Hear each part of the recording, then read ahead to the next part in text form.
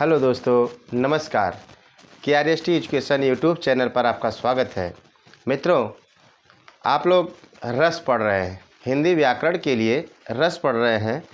जो रस का परिचय सबसे पहले मैंने बताया था आपको, रस के परिचय में उनके अवयव जो थे, जो अस्थाई भाव, विभाव, अनुभाव और संचारी भाव। तो अस्थाई भाव, अनुभाव, विभाव को मैंने बताया था पिछली वीडियो में। पिछली वीडियो देखने के लिए आप प्लेलिस्ट में जाएंगे, वहाँ पर हिंदी व्याकरण बाई तेज सर के नाम से प्लेलिस्ट बना हुआ है मेरा, और उसमें आप पूरी वीडियो हिंदी जितना वीडियो पीछे पढ़ाया गया है सब वीडियो में उसमें आपको मिल जाएगा। तो आज हम लोग पढ़ेंगे संचारी भाव। उस अवयव में जो 4 प्रकार के अवयव बताए थे उसमें हम पढ़ेंगे संचारी भाव, ठीक है। और इसी संचारी भाव को व्यभिचारी भाव भी बोलते हैं। इसी संचारी भाव को व्यभिचारी भी बोलते हैं। संचारी भाव या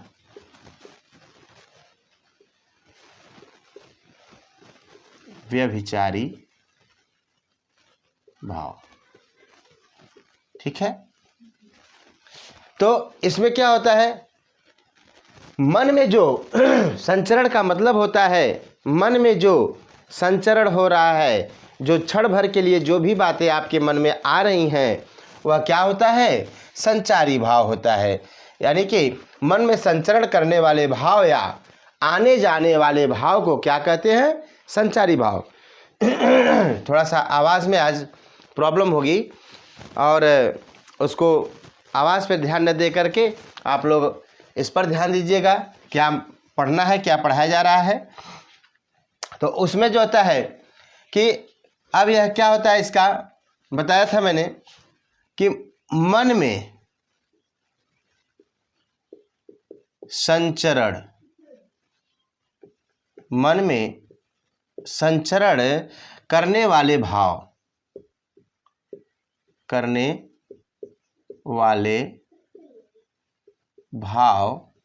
ठीक है, या आने जाने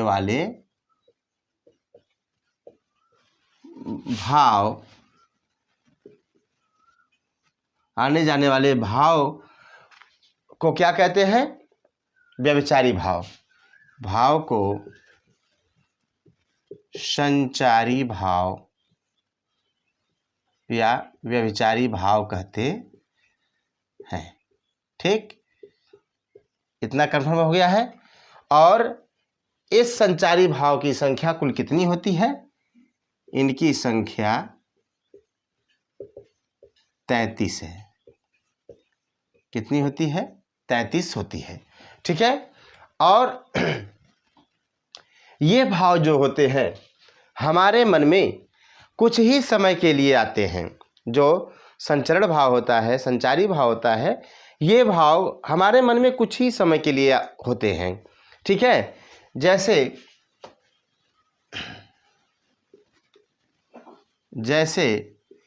चिंता,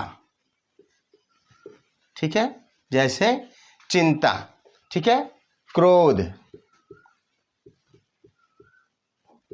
ठीक है, प्रेम, यह संचारी भाव होता है। जैसे कुछ ही समय के लिए यह भाव पैदा होता है। जैसे मान लीजिए अभी मुझे कोई वस्तु लेना है, उस समय मेरे पास पैसा नहीं है, सब लोग ले रहा है, और मैं उस वस्तु के लेने के लिए अब मैं पैसा नहीं तो यही सोचूंगा कि अरे यार पैसा होता तो मैं भी ले लेता। कुछ समय के लिए मैं चिंता व्यक्त करता हूँ, कुछ समय के लिए आप चिंता व्यक्त करेंगे कि यह पैसा होता तो मैं ले लेता, लेकिन उसके बाद यह चिंता आपका क्या हो जाएगा, दूर हो जाएगा। बालक है आपका, आपका पुत्र हो या विद्यार्थी हो, गलती करता है तो उस गलती के लिए आप क्षणिक डांट उस पर लगाते हैं, थोड़ा सा डांट लगाते हैं, वह क्षणिक क्रोध होता है, वह क्रोध फिर समाप्त हो जाता है, ठीक है। प्रेम है, प्रेम भी हमेशा थोड़ी रहता है, 24 घंटा प्रेम थोड़ी रहता है, नहीं, कुछ समय के लिए प्रेम होता है, इसके बाद वह क्या होता है, समाप्त हो जाता है। मन में कुछ ही समय के लिए आता है या इनका संचार होता है। ठीक है, आइए अब देखते हैं। मैंने बताया था कि जो रस है, रस को बताया था कि भरत मुनि के अनुसार रस 8 प्रकार के होते हैं, आचार्य अभिनव गुप्त के अनुसार रस 9 प्रकार के होते हैं और सूरदास जी के अनुसार रस 11 प्रकार के होते हैं। तो वह रस एक एक क्रम में सबको रस को लिख दे और उनके अस्थाई भाव को लिखते हैं। इधर रस, ठीक है, और अस्थाई भाव।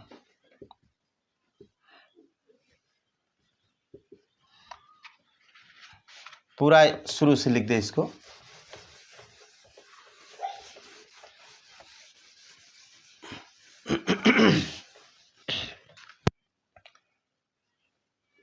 रस और स्थाई भाव, ठीक है।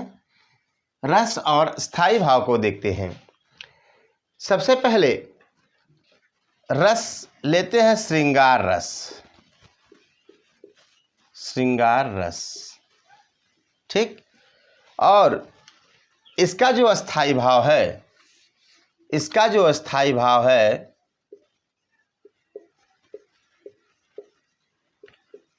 श्रृंगार का अस्थाई भाव क्या होता है, रति। क्या होता है, रति या प्रेम, ठीक है। इसको रसराज कहा जाता है। इसके 2 और प्रकार है श्रृंगार रस के, संयोग श्रृंगार, वियोग श्रृंगार। इसको जब हम डिटेल पढ़ाएंगे, एक एक करके जब पढ़ाएंगे, उसमें सारा हम बताते चले जाएंगे। अभी केवल इतना जानते हैं कि कौन सा रस का कौन सा अस्थाई भाव होता है। परीक्षा में अक्सर पूछा जाता है कि अस्थाई भाव या रति नामक अस्थाई भाव किस रस में होता है, ठीक है। शोक नामक अस्थाई भाव किस रस में होता है, जुगुप्सा नामक अस्थाई भाव किस रस में होता है। इस तरह से एग्जाम में पूछे जाते हैं, तो उसको आप जानिए, बहुत महत्वपूर्ण होता है, ठीक है। श्रृंगार रस का अस्थाई भाव क्या होता है, रति या प्रेम, ठीक है। हास्य रस, हास्य रस का अस्थाई भाव क्या होता है, हास्य, ठीक है, हंसना। हास्य रस का अस्थाई भाव क्या होता है, हंसना, ठीक है। करुण रस, करुण रस, करुण रस का अस्थाई भाव क्या होता है, शोक। क्या होता है, शोक होता है। और इसके बाद वीर रस, वीर रस का अस्थाई भाव होता है उत्साह। क्या होता है, उत्साह होता है। ये आपका पहला था, ये दूसरा था, ये तीसरा है, ये चौथा है। आइए 5वां को देखते हैं। वीर रस के बाद आपका आता है रौद्र रस। देख लेते हैं। रौद्र माने क्रोध होता है, रौद्र माने क्रोध होता है। तो रौद्र रस का स्थायी भाव क्या हो जाएगा, क्रोध हो जाता है। क्या होता है, क्रोध होता है। और आप आइए देखते हैं 6वां, भयानक रस। भयानक है तो क्या होगा, डर होगा आपको, ठीक है।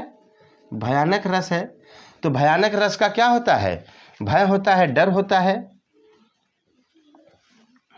ठीक। अब इसके बाद आता है आपका विभत्स रस।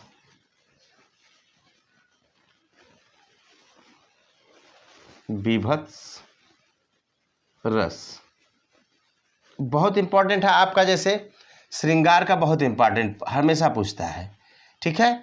और इसमें जो है कि आपका वीर रस का पूछता है, यह भी इम्पॉर्टेंट है आपका, ठीक है। और इसके बाद आपका विभत्स रस का बहुत इम्पॉर्टेंट है, यह भी आपका पूछता है। विभत्स रस का अस्थाई भाव क्या होता है, तो यह विभत्स रस का अस्थाई भाव घृणा, कभी कभी जुगुप्सा लिख देता है, जुगुप्सा, ठीक है, यह जुगुप्सा, ठीक है। आइए 8वां नंबर देखते हैं। ये रस है और यहाँ स्थाई भाव है, ठीक। ये रस है और ये स्थाई भाव है। तो यह आप 7 तक पढ़े। 8वां आप देखेंगे कि यहाँ अद्भुत रस, अद्भुत, आश्चर्य, विस्मय होता है। अद्भुत रस, आश्चर्य। क्या होता है? आश्चर्य होता है, अद्भुत रस आश्चर्य या विस्मय होता है। ठीक है, यह 8 रस तक कौन मानते हैं? यह 8 रस जो मानते हैं वह भरत मुनि के द्वारा 8 रस माना गया है। अब यह 9वां रस है। 9वां रस जो है इसे नवरस कहते हैं। इसीलिए नवरस कहते हैं क्योंकि रसों की संख्या 9 होती है। अस्थाई भाव के आधार पर 9 तरीके से 9 भागों में बांटा गया हुआ है अभिनव गुप्त के अनुसार। तो आइए देखते हैं। तो 9वां आपका है शांत रस। शांत रस, शांत है तो ये निर्वाद होता है। क्या होता है? निर्वेद होता है। यह भी बहुत इम्पॉर्टेंट है। निर्वेद यह भी आपके बहुत पूछे जाते हैं, क्योंकि यह थोड़ा सा क्या होता है कि ये इसलिए पूछा जाता है कि थोड़ा अलग हो जाता है। सब कुछ मिलता जुलता हो रहा है, लेकिन जहाँ जहाँ थोड़ा सा देखे हैं इम्पोर्टेंट लगाया गया है वहाँ पे थोड़ा सा अस्थाई भाव में अंतर आ रहा है, केवल शब्दों में अंतर आ जा रहा है, इसलिए उसको बार बार पूछा जाता है। ठीक है, और आप अब यहाँ पे 10वां सूरदास जी चल रहे हैं। सूरदास जी कहते हैं वात्सल्य। वात्सल्य, ठीक है, तो वात्सल्य क्या होता है? यह वात्सल्य रति होता है।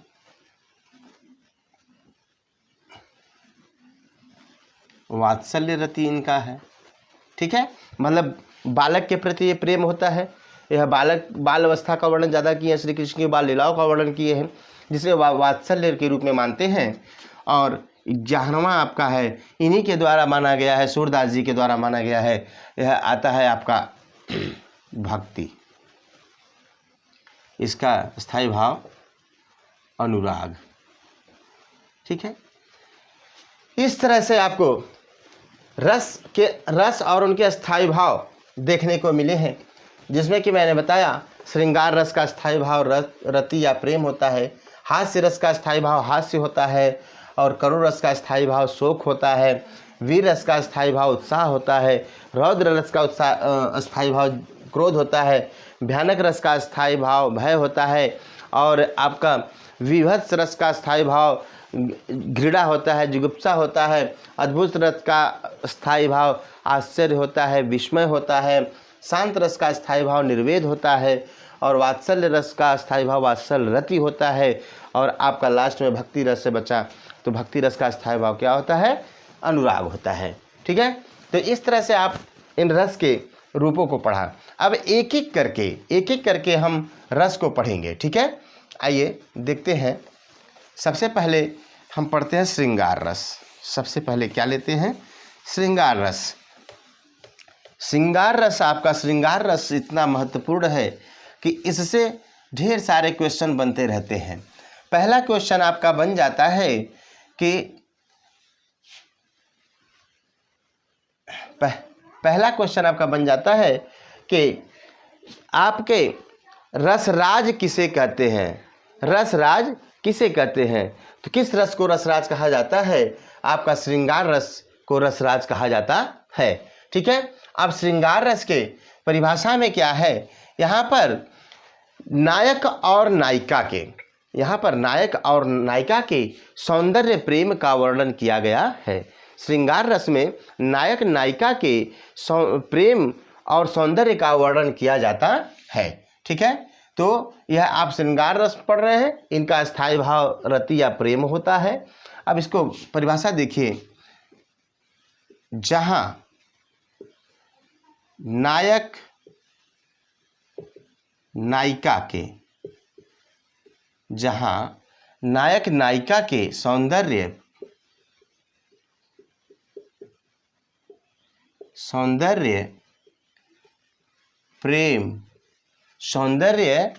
प्रेम का वर्णन किया गया है। सौंदर्य तथा प्रेम का वर्णन किया गया है।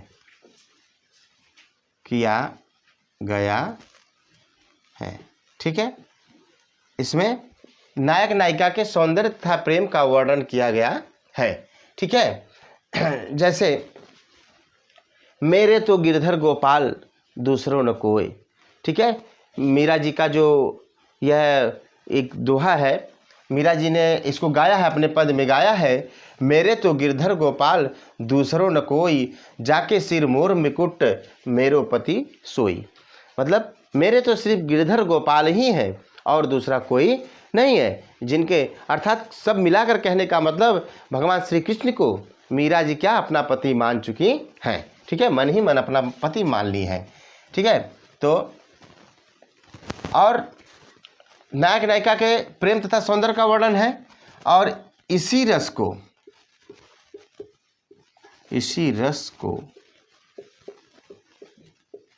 रसराज भी कहा जाता है। रसराज कहा जाता है। ठीक है, इसी रस को रसराज कहा जाता है। बहुत इंपॉर्टेंट है, बहुत पूछा जाता है परीक्षा में कि रसराज या श्रृंगार रस को कहा जाता है।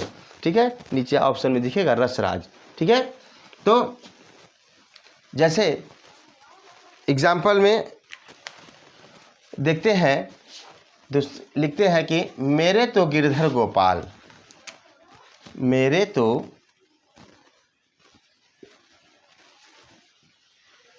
गिरधर गोपाल, मेरे तो गिरधर गोपाल दूसरों न कोई, दूसरों न कोई। ठीक है, दूसरों ने कोई, जाके सिर मोर मुकुट, जाके सिर मोर मुकुट मेरो पति सोई, मेरो पति सोई। ठीक है, तो मेरे तो गिरधर गोपाल दूसरों न कोई, जाके सिर मोर मुकुट मेरो पति सोई। तो कहने का मतलब मैंने इसका तात्पर्य पहले बता दिया कि मीरा जी ने श्री कृष्ण को अपना पति मन ही मन मान चुकी थी। अब इस श्रृंगार रस में, श्रृंगार रस के दो और भाव हैं, दो और भेद है, जिसमें संयोग श्रृंगार और वियोग श्रृंगार का वर्णन किया गया है। ठीक है, तो संयोग श्रृंगार के श्रृंगार रस के दो और भाव हैं, दो और भेद है, जिसमें संयोग श्रृंगार और वियोग श्रृंगार का नाम दिया गया है। संयोग श्रृंगार में क्या होता है, यहाँ पर नायक और नायिका के मिलन का वर्णन किया जाता है, वहाँ संयोग श्रृंगार होता है। और वियोग श्रृंगार में क्या होता है कि नायक और नायिका के बिछुड़ने का वर्णन किया जाता है और बाद में उसके मिलने की कोई उम्मीद हो, इस प्रकार से वर्णन किया जाए तो वहाँ पे क्या होता है, वियोग श्रृंगार होता है। आइए सबसे पहले देखते हैं इस श्रृंगार रस के दो और भेद हैं।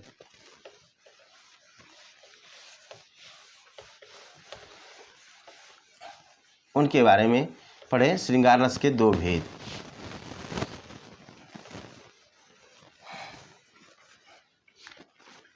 के भेद कितने हैं, दो हैं।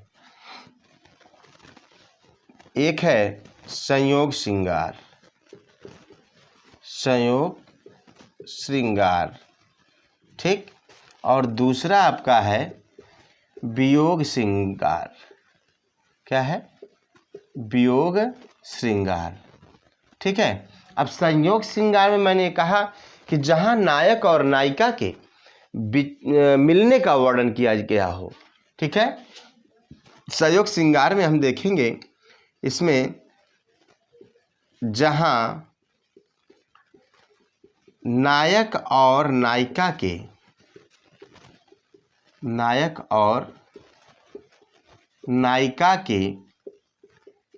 मिलन का वर्णन किया गया हो,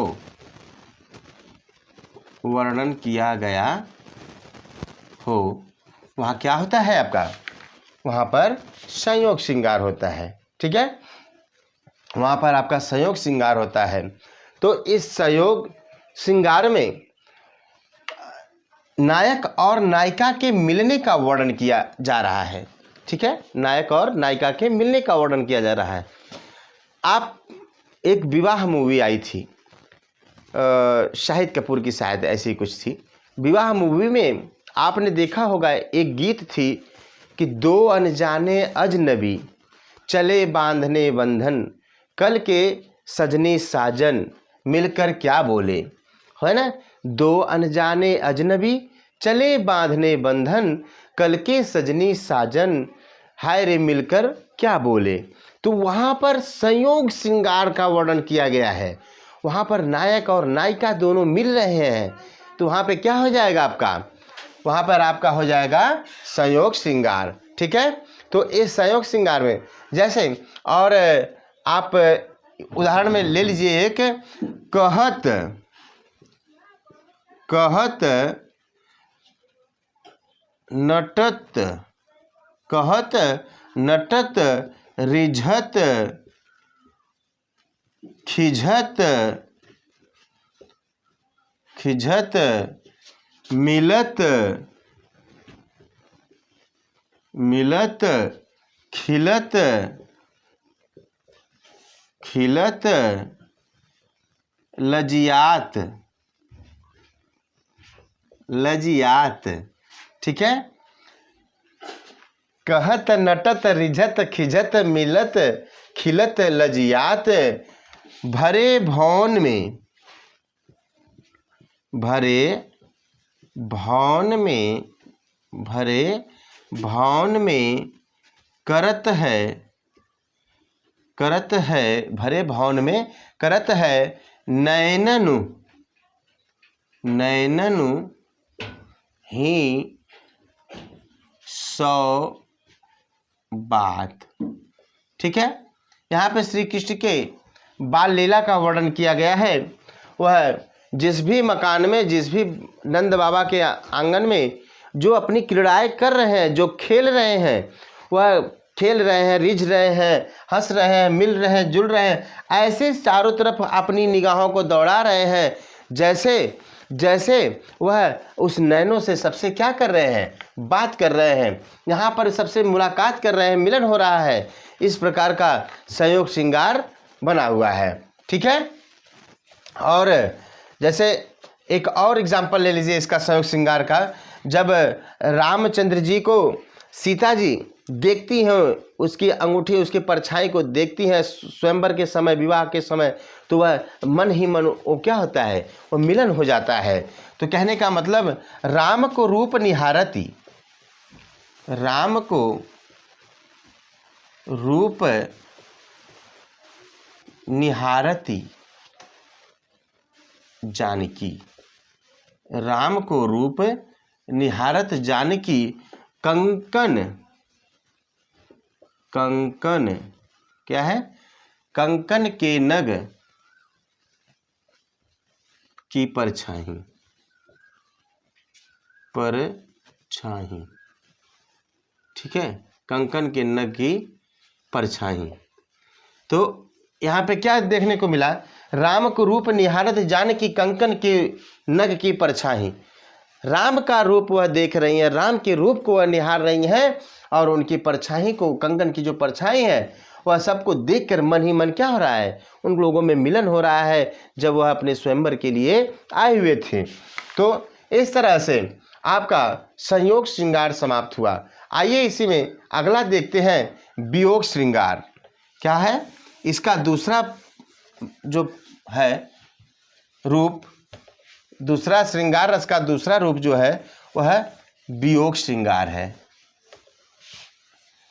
इस वियोग श्रृंगार में भी देखते हैं वियोग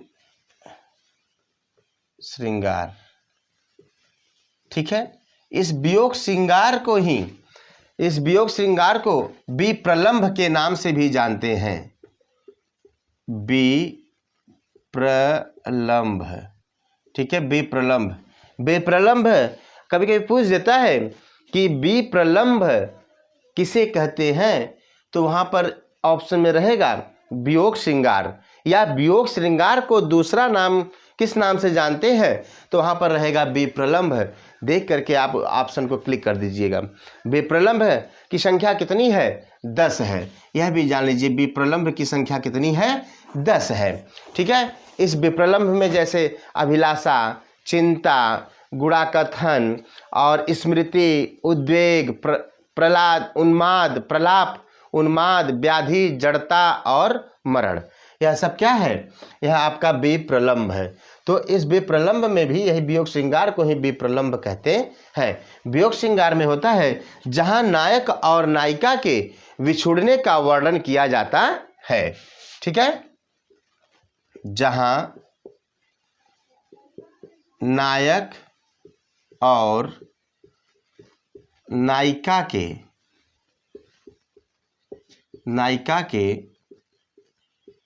बिछुड़ने का वर्णन किया जाता है। ठीक है। नायक नायिका के बिछुड़ने का वर्णन किया जाता है। ठीक है। वहाँ पे क्या होता है? वहाँ पे वियोग श्रृंगार होता है। जैसे हे खग हे मृग मधुकर श्रेणी, तुमने देखा सीता मृग नैनी। श्री रामचंद्र जी जब सीता जी वन में कहीं खो गए थे, अर्थात रावण जब कहीं लेकर चला गया था, श्री रामचंद्र जी भटक भटक करके चारों तरफ पौधों से, पक्षियों से, सबसे यही पूछते रहे कि हे खग हे मृग हे मधुकर श्रेणी, तुमने देखा सीता मृग नैनी। तो हे खग हे मृग, हे खग सॉरी, हे खग हे मृग मधुकर श्रेणी, मधुकर श्रेणी, तुमने देखा सीता मृग नैनी। तुम देखी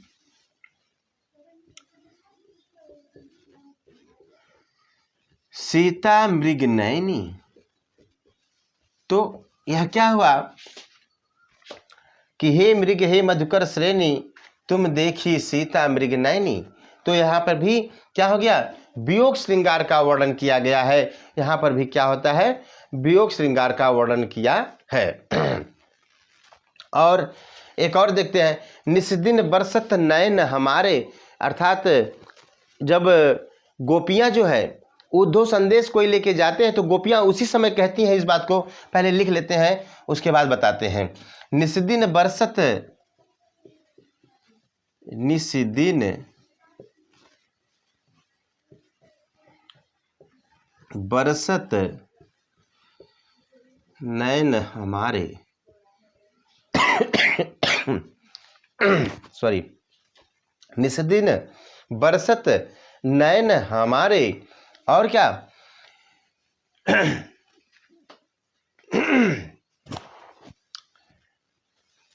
निस्दिन बरसत नैन हमारे, सदा रहत पावस, सदा रहत पावस ऋतु, सदा ऋतु हम पर जबते श्याम सिधारे, जबते श्याम सिधारे। अब इसमें क्या है? निस्दिन बरसत नैन हमारे, सदा रहत पावस ऋतु हम पर, जबते श्याम सिधारे। गोपियाँ क्या यही कहती हैं? गोपियाँ ही कहती हैं उद्धव से, हे उद्धव तुम मुझे यह कोई बात मत सुनाओ, मेरे आँखों ने इतना रोया है, इतने आंसू गिरे हैं मेरे आँखों से, जब से श्याम यहाँ से, अर्थात भगवान श्री कृष्ण यहाँ से चले गए हैं, मेरी आंखें हमेशा बरसात के समान भीगी रहती हैं, गीली पड़ी रहती हैं। ठीक है। और जैसे नहीं है कि वियोग श्रृंगार का भी यह गाना है, जैसे कि देखा होगा कि मेरी किस्मत में तू नहीं शायद, क्यों तेरा इंतजार करता हूँ। तो यह भी गीत क्या है? यह वियोग श्रृंगार है। ठीक है। यह भी वियोग श्रृंगार है। एक प्रेम ग्रंथ में जैसे एक गाना है, मैं कमजोर औरत ये मेरी कहानी, ठीक है, और मेरे आंसुओं से है गंगा में पानी। यह सब क्या है? वियोग श्रृंगार है। तो अब आप देखा कि कुछ गानों का भी मैंने परिचय दिया, जिससे कि आप श्रृंगार रस को अच्छे तरह से समझ लिए होंगे। तो आज बस इतना ही।